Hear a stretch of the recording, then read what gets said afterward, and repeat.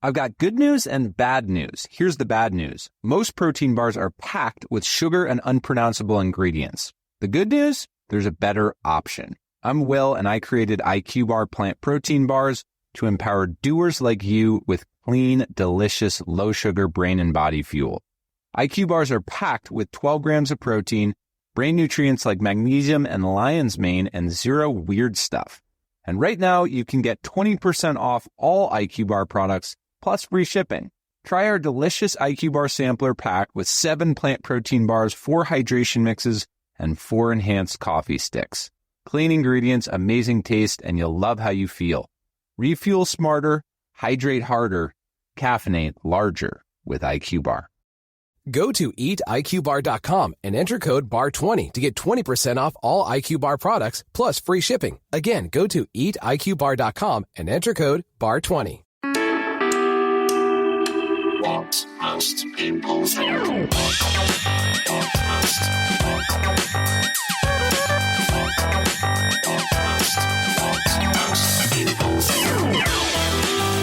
Hello and welcome to the first breaking news of 2026 of what most people think. And wow, I look out the window and January, it's January, isn't it? January is so on brand as a month. It's like nothing good's going to happen, okay? It's going to be cold. The travel is going to be fucked. You know that thing you wanted a while ago? Snow? Well, you're not going to get it when you want it. You're going to get it now when you least want it. Not only that, there's going to be world news that is really deeply unsettling to the point where it threatens NATO Article 5. And also it's a long time till payday. However, right, I am aware that there is lots of global news, and I was looking around all the newsy news podcasts and they were like, Trump, Venezuela, Cuba, Trump, Venezuela, Greenland. I was like, you know what? This is a UK podcast, right? And while I believe firmly that you're worried about all that stuff, or you've certainly got an eye on it, let's be honest, this week, what I think what most people are thinking about is the weather and pubs, all right? It's the weather and pubs, isn't it? These are the things that are going to affect our lives more immediately. Is it raining? Is my pub still going to be open in a year? How much is it going to cost to go to my pub? And will they change the drink drive limit? I'm going to just go on a hunch that for this episode, that is what I'm talking about. And it's really interesting because I did a record. I'm recording this Friday morning, and I did a record of News Quiz last night. That's going out this evening at 6:30. Geez, I'm a radio guy today. I'm on Matt Chorley's show from 3 p.m. on 5 Live, and then I'm also on Times Radio from 7 p.m. So you won't be able to get away from me on the wireless, I was going to say. But it's interesting because, you know, when you do a topical panel show, you go out there and the one thing that you really want is for everybody to know what you're talking about. It's the same thing, it's the same principle that makes observational comedy work, right? It's the reason why Michael McIntyre is such a brilliant and successful comic, is when he talks about, you know, the man drawer, you know, we all do this, we have a man drawer. And everyone goes, that's true, Michael, we do have a man drawer full of batteries and USB leads. If he went out and said, you know, the drawer where you keep photos of dead animals, everyone go, whoa. Gee, imagine that if McIntyre suddenly went dark McIntyre. So it works because we understand the references, right? But also, like, when people are a bit depressed about the news, they sort of want things to be lighted up. So we did a big section on world news on News Quiz, and the audience liked it well enough, but you could sort of feel the change in gear shift when it came to the weather. Everyone sat forward and went, yeah, the fucking weather, man. So I will be talking about that in this show. I'm going to talk about Labour doing a U-turn on the rates hike for pubs. I'm going to talk about the fact that they're talking about reducing the drink drive limit, despite Britain having the safest roads in Europe, pretty much, right? And then we're also going to talk about the impact of the weather. So it's pubs and weather all the way today. Going to do a first piss take prices of the year. So do people keep those coming in to me, what most people think UK@gmail.com, or use the hashtag piss take prices on, you know, Twitter, Facebook, Threads, fucking just any old shit that's come out this week. Use the hashtag. I've got a few. One of them was from last year that I missed, was £6.49 for a big bag of Doritos. I mean, that is just £6.40. Also Doritos as well. The crisp that's going to leave you stinking, and apologies to Doritos if there is an ad for them, you know, it has its place. But you're going to have orange lips and you're going to smell, okay? And you're going to be charged £6.50 for the privilege.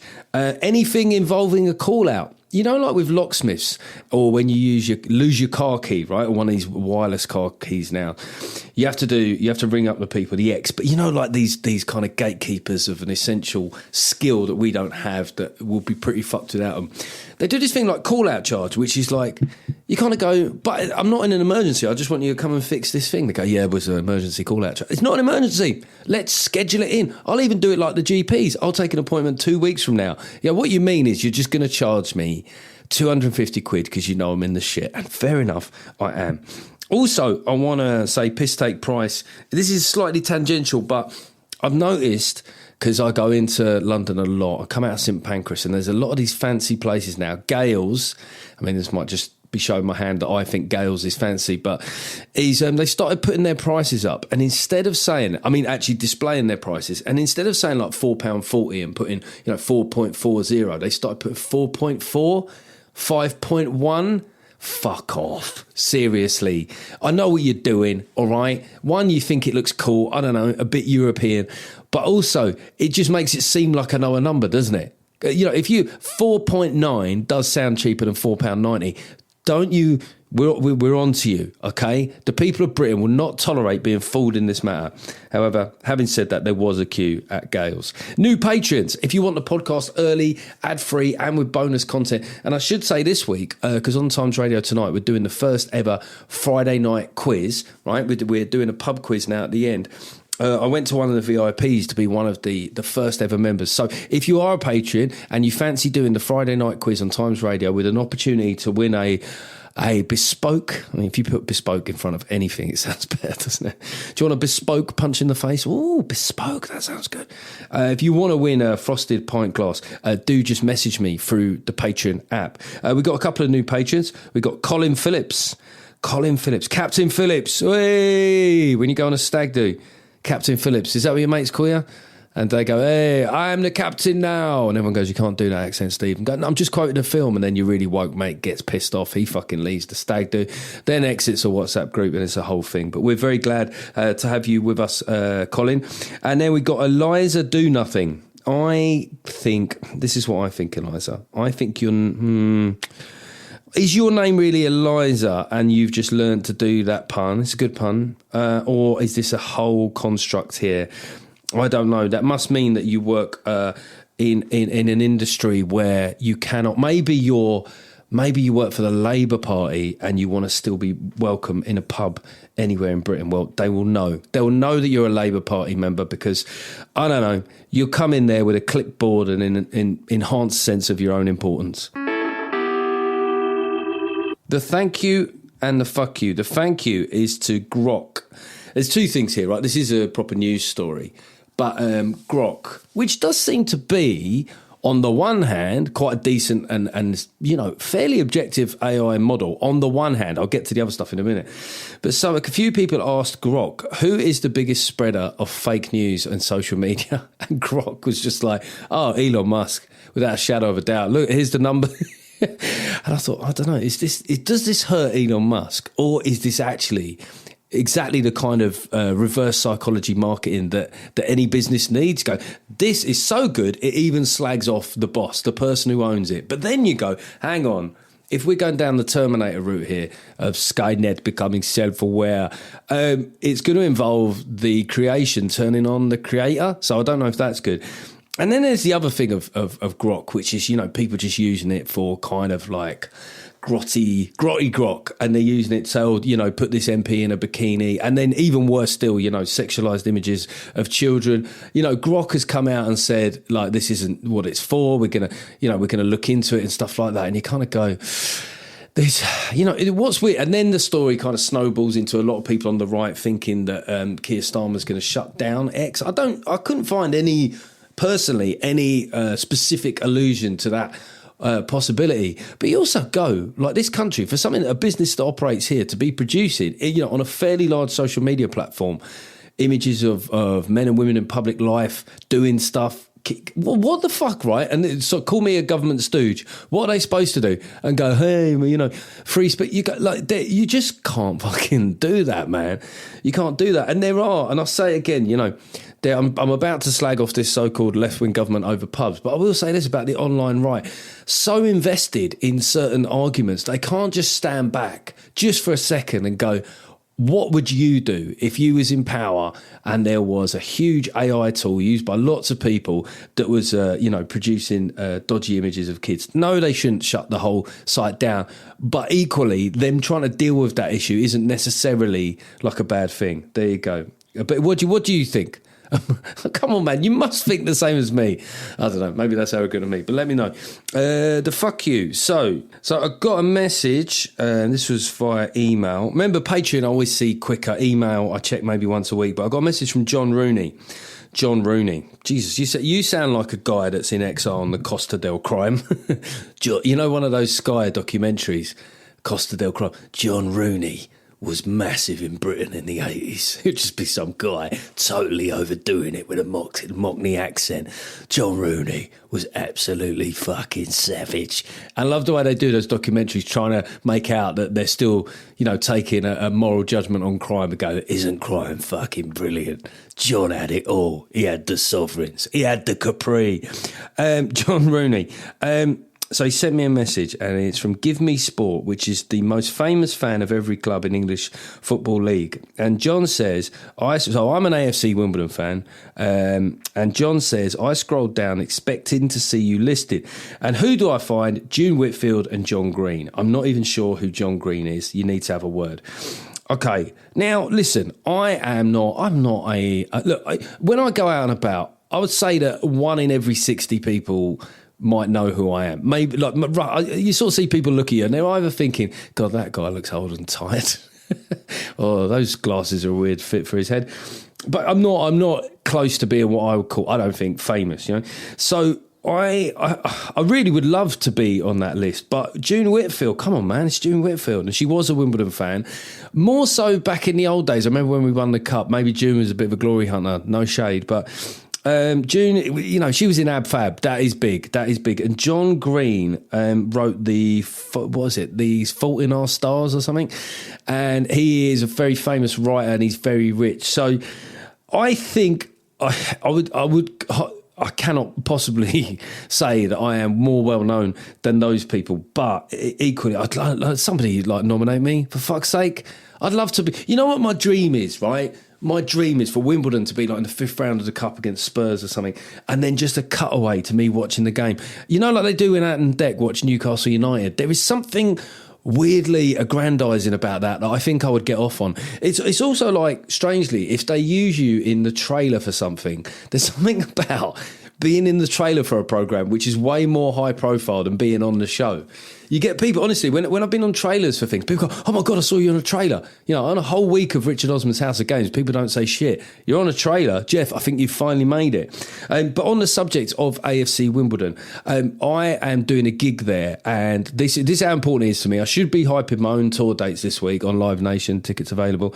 But I'm doing a show there, and it's a fundraiser for AFC Wimbledon. It all goes towards the playing budget and the club, and it's on the 22nd of January. So if you live in the area, it's not exclusively for the fans. It's a comedy night that just happens to be at the club. It's called Not in the Wider Interests of Comedy, which is, it's a reference to AFC Wimbledon's interesting past.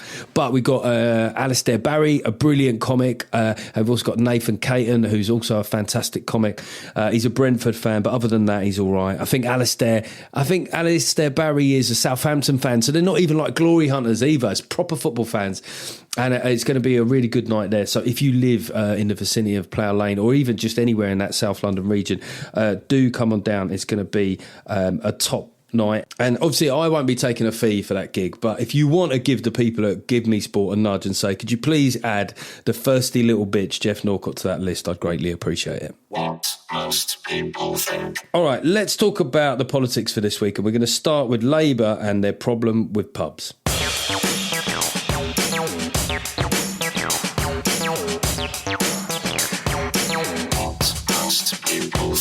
So it appears that Labour have got a problem with pubs. And I would say that of all the things that it would be a bad optic. There you go. Could do a lot of puns here, and it's not in the spirit of being British, and something to do with pints is to not like pubs. It's very un-British to not like pubs. It would be like Keir Starmer just going out there and saying, I fucking hate Paddington. Little sanctimonious fucking prick. If I see that little bear with his fucking, I will drop kick that prick. So it's a bad message to send out. And of course, there is now a U-turn of sorts, but this is kind of what Labour have done. So the issue that people had originally, the businesses had, was that the changes in business rates were going to put the rates up for pubs by an average of 76%. Now, this is pubs that have already been squeezed by people drinking less. This is pubs that have already been squeezed by the cost of hiring people in hospitality. Availability of staff, everything is going against pubs at the moment. And then Labour have come in and said, well, we want some more of your money. We want some more of the less money that you have. Pubs are shutting at a rate of, I don't know, throughout my life, certainly for the last 20 years, the rate of pubs shutting is up there with, when they used to talk about the amount of trees that were being felled in Brazil, it was always the size of a football pitch, wasn't it? The size of 10 football, the size of fucking Wales.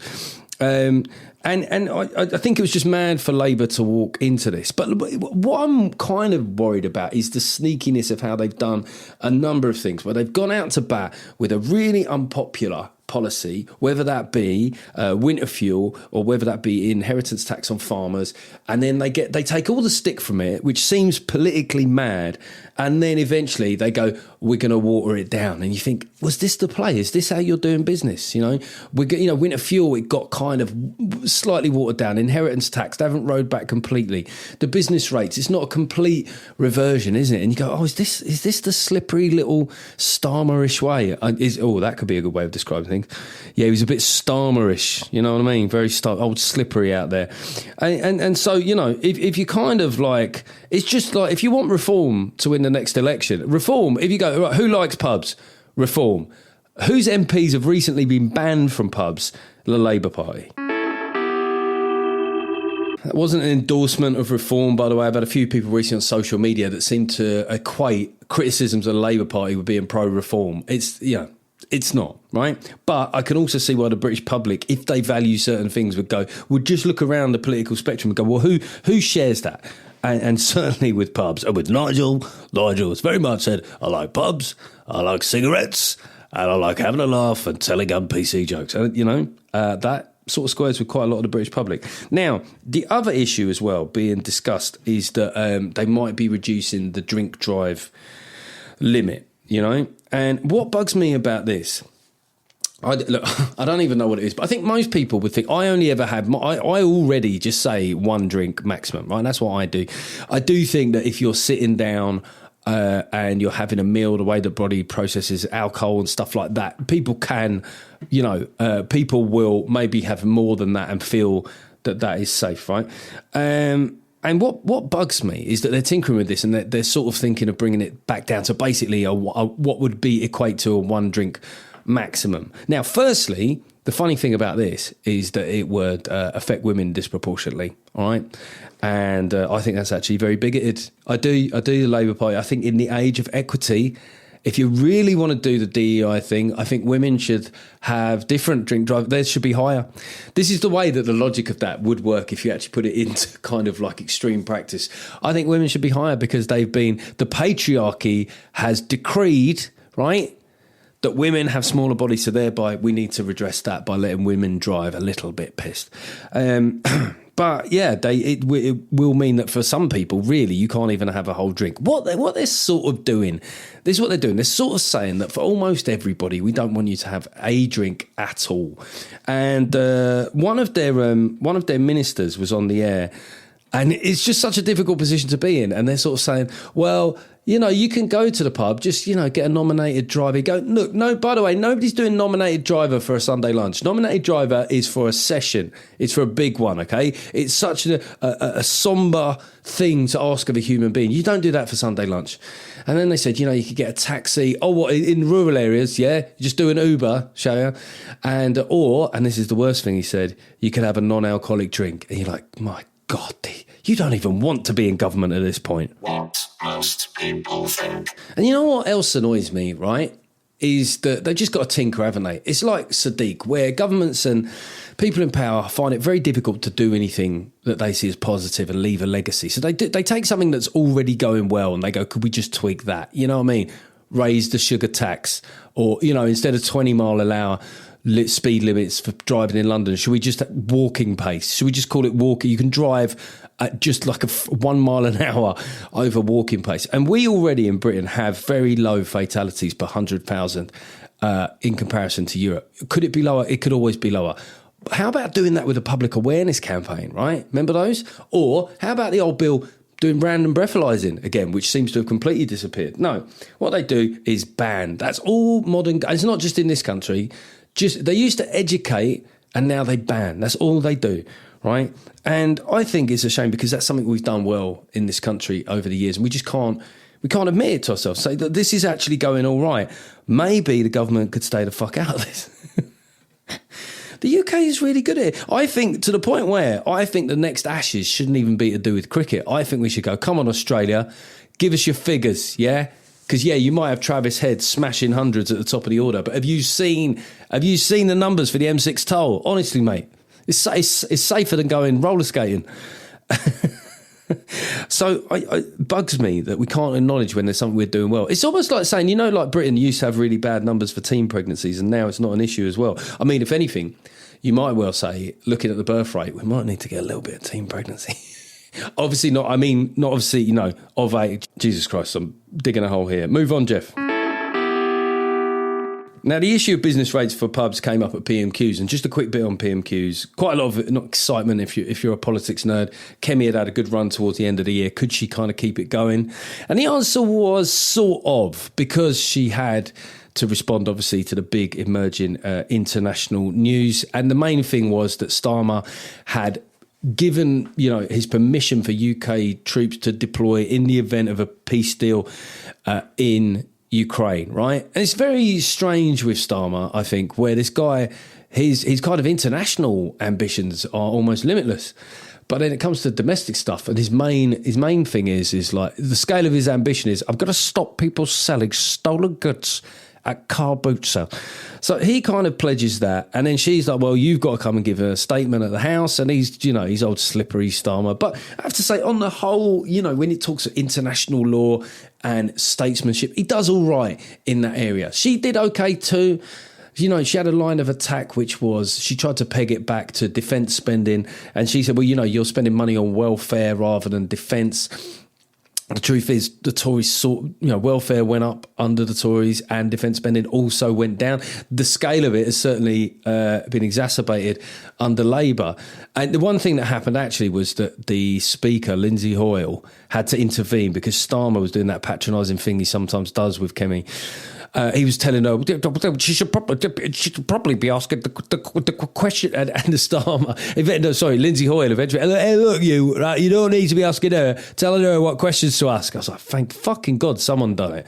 And let's have those kind of umpire LBW type appeals where we start adjudicating whether or not he's answered the question. But yeah, overall, I thought, you know, it's probably a score draw. Maybe Kemi just shaded it. But what happened was, and this is where it benefits reform. And by the way, again, not an endorsement of reform. I'm just saying what I see is that it got into a slanging match over who degraded defensive capabilities more and who was spending more on welfare. So once again, you know, I mean, at some point, reform will have MPs and they'll be, you know, just as up against it in Parliament. But for now, it must be a piece of piss for those. They must, you know, like that meme where people arrive with a big thing of popcorn. That's the Reform Party at PMQs every week. Okay, before you fast forward the bit where I hype my own gigs, I'm not hyping my gigs in this section this week. Matt Marnie, you might remember Matt has been on the show. He's sort of like a geezer guru. Matt, and he's very good with all forms of like male wellness, Pilates, stretching and movement and mindset as well. And he's doing an online talk, which I want to draw your attention to. So Matt Marnie, everyone always remembers Matt's name, it's brilliant alliteration. And it's kind of like a webinar type thing. So go to his Instagram, and it's about, it's called From Stress to Strategic Advantage, How to Stay Productive Under Pressure. And if there's anyone I've known that could give you good advice on that, it is Matty Marnie, Matty Marnes, right? It's a good name.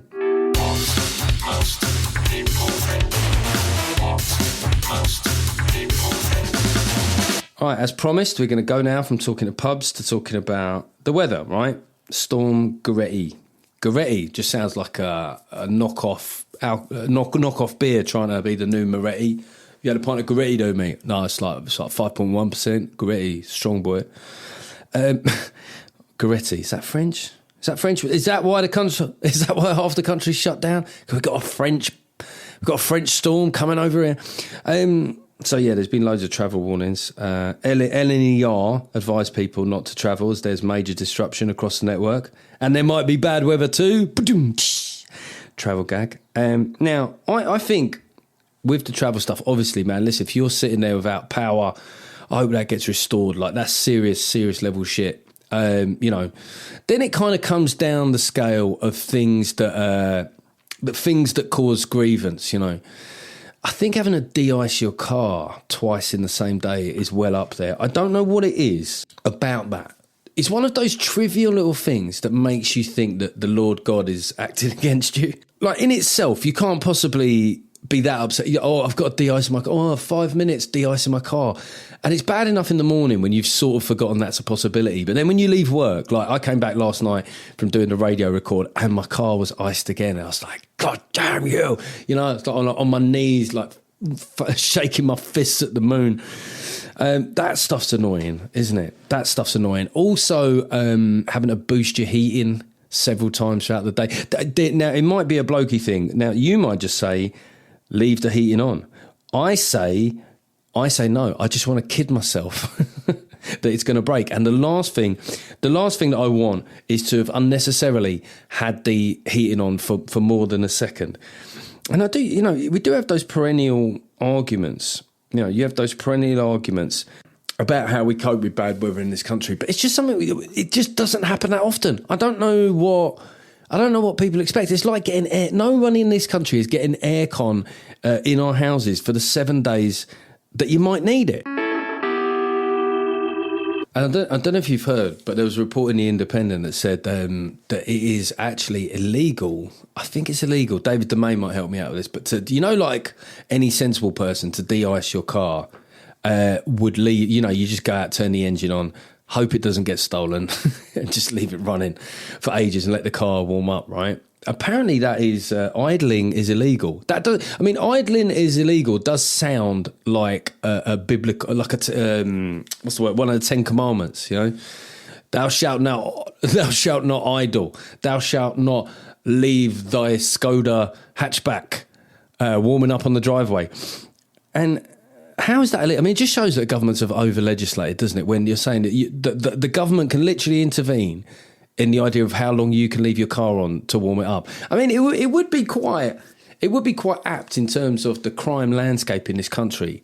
That if you think about the things you can get away with and the things that you can't, it would be so of the time if you got done for idling. You can go and do a trolley dash through a Tesco Metro, stolen wine, doesn't matter, mate. On you go. Have a good night. But what? Sorry, you want to get the ice off your car without getting fucking hypothermia and losing a digit? Okay, in a cell for you, boy. And there's it's treacherous driving out there as well. Oh, this is one last story I wanted to throw in there is that they're talking about doing eye tests for drivers over the age of 70 every 3 years. Now, I'm aware that I have a spread demograph for this podcast, so I will tread carefully here. But it's got to happen, hasn't it? Really? It's got to happen. If you ever see a news story that says drove 3 miles in the wrong direction, it's always some little old dear, isn't it? It's always some little old dear. And the problem is with older people is the older they get, the more belligerent they get. And trying to tell them, they'll be like, well, I paid my full stamp. If I want to fucking just reverse the wrong way round a roundabout, I'll do it. It's But every time you watch Caught on Dashcam, it's some little granny, isn't it? And for some reason, if it's an old lady driving the wrong way up the M6, hilarious, immediately hilarious. Oh, you just imagine some old little Mrs. Miggins there. And you go, a 19-year-old boy, not so much fun. Not so much fun. Okay, so I hope you enjoyed that. I'm going to try this year, because obviously we're now into a year and a half of a Labour government, and we're aware that they're not doing the most fantastic job. And of course, we'll always cover that. But I'm going to try and be alive, and we're going to cover other stuff. Let me know what you think, what most people think UK@gmail.com. And of course, patrons can get in touch direct through the website. You can also leave a review from this podcast, any place that you consume it. Reviews help. Spotify, very helpful. And if you get it on Apple Podcasts, let's have a quick look here. Oh, we got a new one. Very nice. This says, this is from Colebox. Colebox says that a bit of a geezer. Yeah, a bit down his eye. Been with this podcast since the very beginning, so it's about time I wrote a review. If I remember correctly, I discovered Jeff on the early trigonometry and followed him from there. Jeff shares honest and common sense opinions, is never driven by ideology, and often has, this accent's going all over South London now, as an original or clever take that no one else seems to have considered. Despite the multitude of podcasts, what most people think remains the one I look forward to the most. Long may it continue. Bless. He didn't say that, but I just got into the character. Thank you very much for that. Yeah, if you leave 5-star reviews on Apple Podcasts, I will read them out. We'll be back next week. Francis Foster is back on the show, and obviously being Venezuelan, let's see what happens there. I haven't spoken to Francis since the invasion, but it seems quite timely. And of course, I'll be keeping an eye on the weather and the pubs.